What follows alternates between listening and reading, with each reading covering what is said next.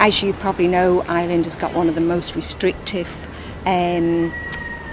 sort of regimes regarding termination at the moment.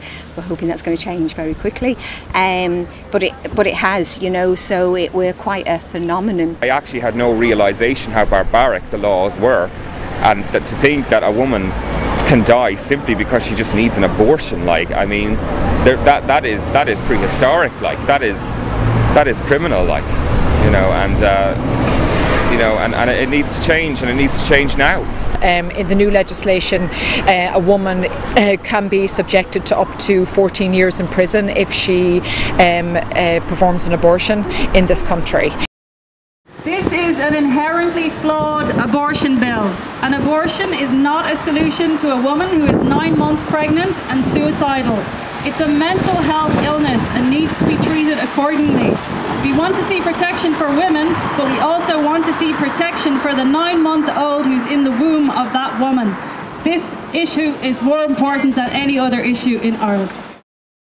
A lot of the strategies that we use in the pro-choice movement here are strategies which have been tried and tested elsewhere, and, you know, obviously strategies that have been tried and tested in the US, even though Europe and North America are very different. We have different types of demonstrations. I mean, some of them can be actually just sort of small assemblies, spontaneously saying we're going to do this at this time, if anybody's available, come along. And so, like, one of those sort of demonstrations actually set up the pro-choice group in response to there were anti-choice billboards going up around the country, which we believe were very, very misleading. And so we came out spontaneously through a Facebook message to protest against those billboards. So that was very effective, you know, because people came out together and didn't have to stand on their own, and there's, you know, there's support in numbers. So I think there's a huge challenge for us, not just in Ireland, but in the States and everywhere, really, as to how we move that off social media onto the street. You use technology as social media, you use them as an organising tool, but they are not the protest in itself. They are the tool to organise the protest. They are not that protest. I think you need to get out on the streets, and I, at some level, don't think it matters all that much if there are 100 of you or if there are 500 of you. Obviously it'd be better if it was 35,000, but you know, it's not a happening thing.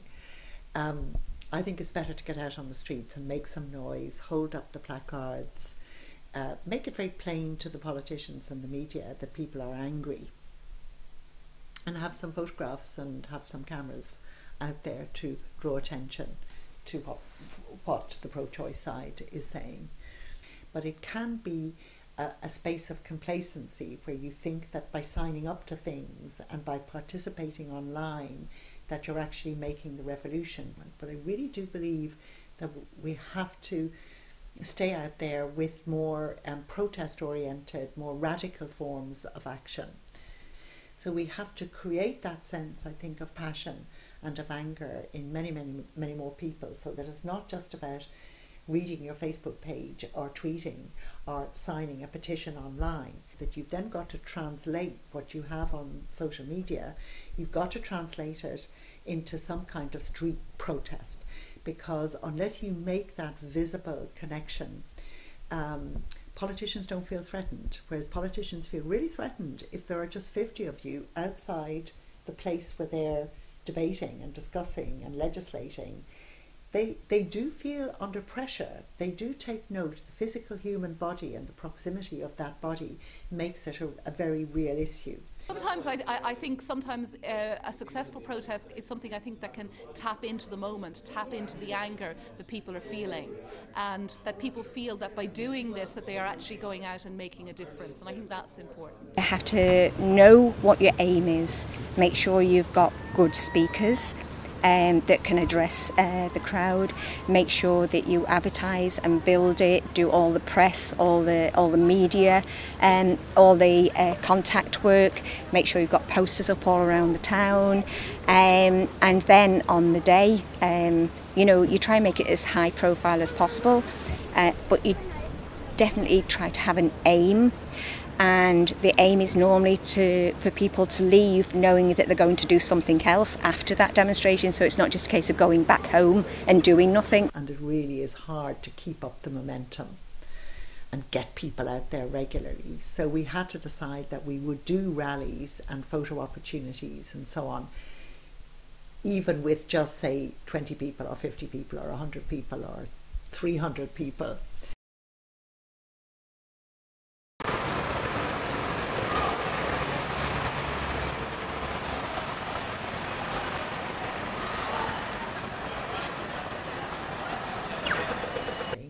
We're going to have to look at a variety of mechanisms that we can use to maintain existing public interest and to grow the movement.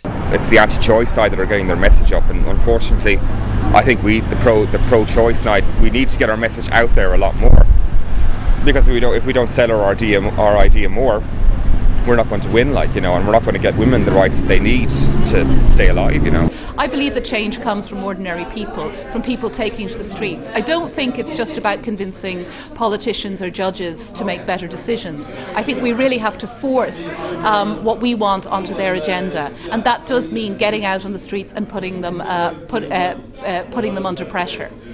So I think that that's very, very important, and I really do think that any change, any real and significant change that has happened in society has happened because people have taken to the streets.